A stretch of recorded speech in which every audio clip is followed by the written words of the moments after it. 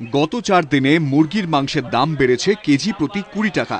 বর্তমানে প্রতি কেজি পাঁঠার মাংসের দাম 400 টাকা।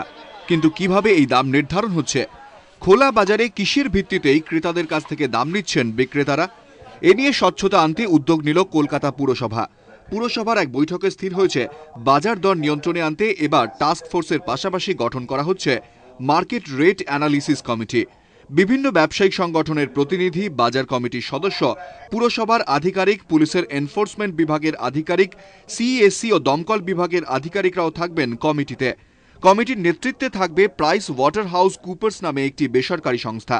তারাই সমীক্ষা করে মাছ, মাংস, আনাজ, শাকসবজির দাম কত হওয়া উচিত তা নির্ণয় করবে। তাদের প্রস্তাব বাস্তবায়িত করবে market rate analysis committee.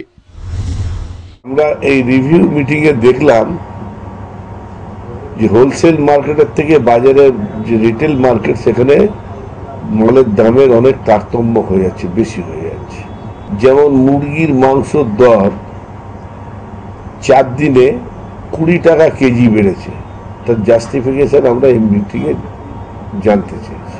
Price water হাউসকে দিয়ে আমরা একটা মার্কেট প্রাইস অ্যানালিসিস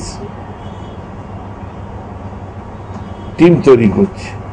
সেখানে বিভিন্ন ধরনের লোকরা থাকবে, ইকোনমিস্টরা থাকবে, ফার্মাররা থাকবে, বাজারের ইউনিয়নের লোকরা থাকবে। মেয়র পরিষদ বাজার আরও জানিয়েছেন, যাদবপুর বিশ্ববিদ্যালয়ের ইলেকট্রনিক ইঞ্জিনিয়ারিং বিভাগের অধ্যাপকের সাহায্যে কলকাতায় 358টি বেসরকারি বাজার ও 46টি পুরো বাজারে এলইডি বোর্ড চালু করা হচ্ছে।